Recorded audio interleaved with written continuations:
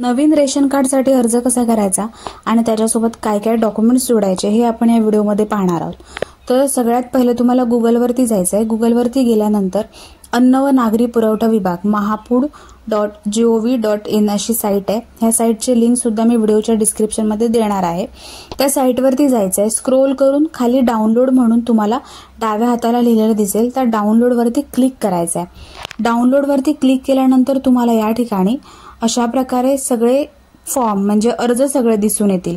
तर त्यातला सगळ्यात पहिलाच अर्ज आहे नवीन शिधापत्रिकेसाठी अर्ज. दुसरा आहे तो रेशन कार्डमधून नाव वाढवण्यासाठी आहे. तिसरा अर्ज आहे कमी करण्यासाठी नाव.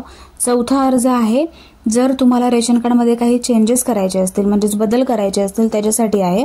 आणि पाचवा अर्ज आहे शिधापत्रिकेची दुय्यम प्रत म्हणजे रेशन कार्ड तुम्हाला दुसरी कॉपी हवी असेल, जर पहिली हरवलं असेल रेशन कार्ड आणि दुसरं एक कॉपी हवं असेल त्याच्यासाठी आहे. असे 5 अर्ज आहेत. पहिला अर्ज आहे नवीन शिधापत्रिकेसाठी. त्या अर्जावरती क्लिक करून घ्यायचा आहे. तर त्या अर्जावरती क्लिक केल्यानंतर तुम्हाला या ठिकाणी अशा प्रकारे फॉर्म डाउनलोड होऊन दिसेल. तर हा फॉर्म जो आहे तो तुम्हाला पूर्णपणे भरून घ्यायचा आहे. तो कशा पद्धतीने भरायचा आहे हे आपण बघणार आहोत आणि त्याच्यामध्ये कोणकोणते डॉक्युमेंट्स जोडायचे हे सुद्धा बघणार आहोत. तर सगळ्यात पहिले नवीन पुरवठा पत्रिकेसाठी म्हणजेच नवीन रेशन कार्डसाठी आपण अर्ज करत आहोत. हा अर्ज कोण करणार आहे? कुटुंब प्रमुख. जो कुटुंबाचा प्रमुख आहे म्हणजे स्त्री असेल तर स्त्रीच्या नावाने केलं तर उत्तमच आहे, पण स्त्री नसेल कुटुंब प्रमुख म्हणून जर वडिलांच्या नावाने करत असाल तर ते. तर ह्या ठिकाणी तुम्हाला त्यांचे सगळ्यांचे पासपोर्ट साईज फोटो चिटकवायचे आहेत. तुमच्या कुटुंबामध्ये 5 माणसं आहेत, 6 माणसं आहेत, जितकी पण आहेत ते सगळ्यांचे पासपोर्ट साईज फोटो चिटकवून घ्यायचे. फोटो चिटकवल्यानंतर या ठिकाणी क्रमांक म्हणून ऑप्शन आहे, तिथे तुम्हाला काहीही लिहायचं नाहीये. नंतर तुम्हाला गाव, तुमचा तालुका, तुमचा जिल्हा ह्या तिन्ही गोष्टी लिहून घ्यायच्यात. त्यानंतर खाली कोड क्रमांक, अनुक्रमांक आणि नोंदणी क्रमांक दिलाय, तिथे तुम्हाला काहीही लिहायचं नाहीये. ते ऑफिसवाल्यांसाठी आहे, ते तुम्हाला नंतर लिहून देतात. त्यानंतर या ठिकाणी तुम्हाला जे एक वाचायला दिलेलं आहे ते वाचून घ्यायचंय. शिधापत्रिका पुरवठा पत्रिका मिळण्यासाठी खोटी माहिती म्हणजे थोडक्यात काय तर आपल्याला ह्या अर्जामध्ये काहीही खोटी माहिती भरायची नाहीये. जी माहिती आपली जशी तशी आहे तशी भरायची आहे असं त्याच्यामध्ये लिहून दिलेलं आहे. त्यानंतर ते वाचून घेतल्यानंतर तुम्हाला खाली आपल्याला अर्जदाराचे संपूर्ण नाव लिहायचं आहे. आता अर्जदाराचे संपूर्ण नाव जर कुटुंब प्रमुखाचा म्हणजे तुम्ही जर महिलेच्या नावाने अर्ज करत असाल त्यांचं संपूर्ण नाव, पण नावाची सुरुवात आडनावाने करायची. पहिला आडनाव, मग आपल्या वडिलांचं नाव, मग आपलं नाव, मग लिंग, नागरिकत्व भारतीय, शिधापत्रिका अर्जदाराचा जातीचा प्रवर्ग म्हणजे आपली जी कास्ट आहे ती आपल्याला तिथे टिकमार्क करून घ्यायचे. जी असेल ती. आपल्याकडे कास्ट सर्टिफिकेट असणं गरजेचं नाहीये, फक्त त्याच्यामध्ये दिलंय अर्जामध्ये म्हणून. त्याच्यानंतर आपला पूर्ण निवासी पत्ता म्हणजे आपण जो राहतो तो पत्ता पूर्णपणे लिहून घ्यायचा आहे.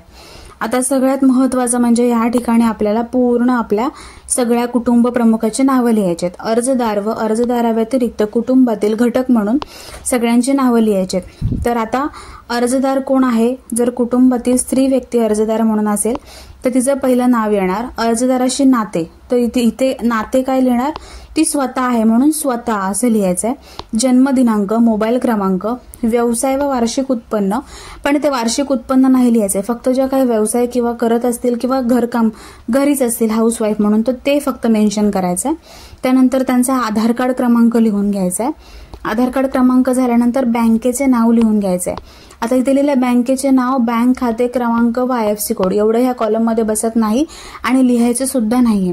फक्त बँकेचे नाव लिहून घ्यायचंय, कारण आपण बँकेची जी पासबुकची कॉपी आहे ती त्यांना आपण अर्जासोबत देतो.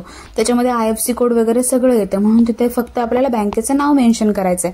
ते पण फक्त कुटुंब प्रमुखाचं लिहायचंय. बाकी सगळ्यांचं बँकेच्या कॉलममध्ये काहीही येणार नाही. फक्त कुटुंब प्रमुखाच्या समोर बँकेचे नाव आहे ते येणार आहे.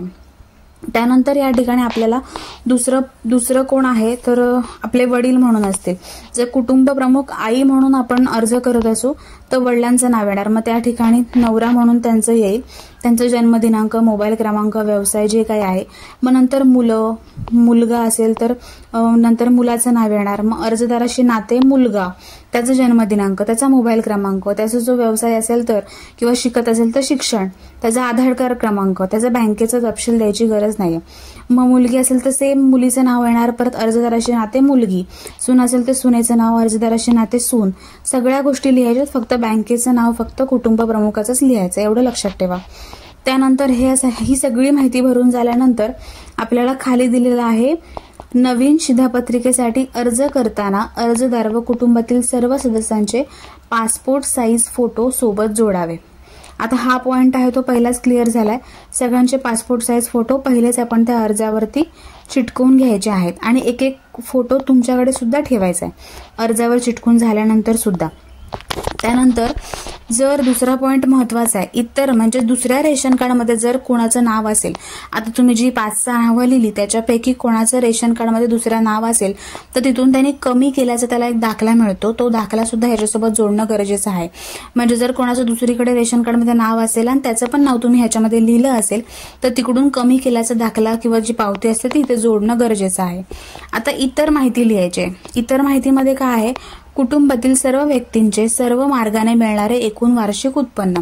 थोडक्यात काय, आपल्या पूर्ण कुटुंबाचं जे उत्पन्न असतं ते आपल्याला या ठिकाणी लिहायचंय, जे असेल ते. त्यानंतर शिधापत्रिका अर्जदार किंवा कुटुंबातील सदस्य दिव्यांग आहे का, म्हणजे कोणी आपल्या कुटुंबामध्ये अपंग आहे का, असेल तर तिथे होय करायचं, नसेल तर नाही करायचंय. पण असेल तर त्याचं सर्टिफिकेट, एक डिझॅबिलिटी सर्टिफिकेट म्हणून येतं अपंग व्यक्तीचं, ते त्याच्यासोबत जोडणं गरजेचं आहे. नसेल कोणी तर नाही करून टाकायचं. शिधापत्रिका अर्जदार किंवा कुटुंबातील सदस्य गंभीर आजाराने त्रस्त आहे का, म्हणजे जर आपल्या कुटुंबातील कोणीही आजारी असेल जास्त मोठ्या आजारामध्ये तर त्याच्यासाठी इथं दिलेलं आहे होय किंवा नाही करायचं. असेल तर त्या आजाराची माहिती तिथे लिहून द्यायची आहे. त्यानंतर कुटुंबामध्ये कोणाचं मनरेगा कार्ड आहे का, मनरेगा म्हणजे एक जॉब कार्ड असतं, जर ते कोणाचं असेल तर इथे होय करायचंय आणि त्या कार्डचा क्रमांक लिहायचा, नसेल तर नाही करायचं. त्यानंतर गॅस आहे का, तर आपल्याकडे घरगुती स्वयंपाकाचा सगळ्यांकडे गॅस असतो, तिथे होय करायचंय आणि आपल्या गॅस कंपनीचं नाव किंवा पत्ता जे आहे ते लिहून घ्यायचंय. त्यानंतर रेशन कार्ड अन्नधान्य मिळवण्याचा हक्क आपण सोडू इच्छितो का स्वइच्छेने, तर कोणच सोडू इच्छित नाही, प्रत्येकाला धान्य हवं असतं, तर ह्या ठिकाणी नाही म्हणून करायचं. त्या ठिकाणी नंतर आता आपल्याला डॉक्युमेंट जोडायचे आहेत, तर त्यांनी दिलेलं आहे नवीन रेशन कार्ड घेण्यासाठी आपल्याला जो आपला ऍड्रेससाठी निवास संबंधीचा पुरावा म्हणून द्यायचा आहे, तर आधार कार्ड, बँक पासबुक किंवा ड्रायव्हिंग लायसन्स किंवा मतदान ओळखपत्र किंवा लाईट बिल, ह्या सगळ्या गोष्टी ह्याच्यापैकी एक आपल्याकडे असतंच, त्यातलं एक काहीतरी द्यायचं, किंवा भाड्याने वगैरे राहत असेल तर भाडे पावती. त्याच्यानंतर आपल्याला ओळखपत्रासाठी ओळखीचा पुरावा म्हणून द्यायचा आहे, तर Aadhaar card, PAN card, driving licence हे सुद्धा सगळ्यांकडे असतंच, तर ह्यापैकी एक कोणतं तरी त्यांना द्यायचंय, किंवा एखादं कोणी शासकीय ओळखपत्र असेल जॉब बद्दल तर ते सुद्धा देऊ शकतात. त्यानंतर या ठिकाणी पूर्ण असं कन्सर्ट दिलेला आहे. हा कन्सर्ट तुम्ही वाचून घ्या पूर्ण, मी आता पूर्ण वाचत नाहीये. थोडक्यात हा कन्सर्ट असा आहे की आपण कोणतीही माहिती खोटी देत नाहीये, किंवा खोटी दिली तर आपल्यावरती कारवाई होईल. जी पण माहिती आपण उत्पन्न वगैरे जे लिहितो ते सगळं खरं आहे, त्यासाठी आहे. आता इथे माझ्याजवळ अनुक्रमांक कोड असं एक ऑप्शन दिलेला आहे, तो रिकामा डॉट दिलेला आहे. त्या ठिकाणी काय भरायचं तुम्ही विचाराल, तर सगळ्यात महत्वाचं म्हणजे त्या ठिकाणी जर तुमचं रेशन कार्ड आधी होतं, आता दुसरं तुम्हाला काढायचं आहे, तर जे होतं रेशन कार्ड त्याचा रेशन कार्ड नंबर या ठिकाणी टाकण्यासाठी दिलेला आहे. नसेल तर तो कॉलम सोडून द्यायचा. नंतर दिनांक, तुम्ही जो अर्ज भरतात ती दिनांक लिहायचे. त्यानंतर या ठिकाणी जो तुमचा अर्ज घेणार आहे त्याचं जिथे सही येणार आहे, आणि इथे अर्जदाराची म्हणजे तुमची सही येणार आहे, जो अर्ज करत आहे. सही नसेल तर अंगठा देऊ शकता. नंतर ही जी खाली कॉपी आहे ती महत्वाची आहे, ती तुम्हाला त्यांच्याकडून परत मिळते, ती तुम्ही सांभाळून ठेवायची आहे. तर त्याच्या ठिकाणी गाव, त्याच्यानंतर आपल्याला जो क्रमांक मिळतो शिधापत्रिका क्रमांक म्हणजे रेशन कार्ड नंबर, तो देतात लिहून. दिनांक आणि त्या अधिकाऱ्याची सही असते ते लिहून देतात. तर ही पावती तुम्ही सांभाळून ठेवायची तुमचं रेशन कार्ड मिळेपर्यंत. त्यानंतर जर तुम्हाला ह्या ठिकाणी अजून काही डॉक्युमेंट्स द्यायचे तर बँकेचं पासबुक द्यायचंय. कुटुंब प्रमुख आहे त्याचं बँकेचं पासबुक, कुटुंबातील सगळ्यांचं आधार कार्ड, परत इन्कम जे तुम्ही लिहिली आहे त्या ठिकाणी त्याचं इन्कम सर्टिफिकेट पण देणं गरजेचं असतं. जर तुम्ही गावाकडे राहत असाल तर तुमचं गावचं ग्रामपंचायत किंवा तहसील मधलं पण चालेल, तर दोन्ही कुठल्या ठिकाणाचं तुम्हाला इन्कम सर्टिफिकेट, शहराकडे असाल तर नगरसेवक जो देतो आपल्याला उत्पन्नाचा दाखला लिहून तो, किंवा तहसीलमधून मिळाला असेल तर ते, पण उत्पन्नाचा दाखला या ठिकाणी देणं गरजेचं आहे. तर सगळ्यांचं आधार कार्ड, उत्पन्नाचा दाखला, प्रत्येकाचा एक फोटो, आणि त्याच्यानंतर बँकेचं पासबुक कुटुंब प्रमुखाचं, हे सगळं तुम्हाला देणं गरजेचं आहे. आणि ह्या सगळ्यासोबत ह्या अर्जासोबत ते सगळे डॉक्युमेंट्स अटॅच करून तुम्हाला त्या ठिकाणी द्यायचे आहेत। तर व्हिडिओ आवडला असेल तर ज्यांच्यासाठी महत्त्वाचा आहे त्यांच्यासोबत शेअर करा आणि हे सगळे माहिती जी आहे ती सगळी व्यवस्थित भरून घ्या आणि सगळी माहिती आहे ती खरी भरून घ्या।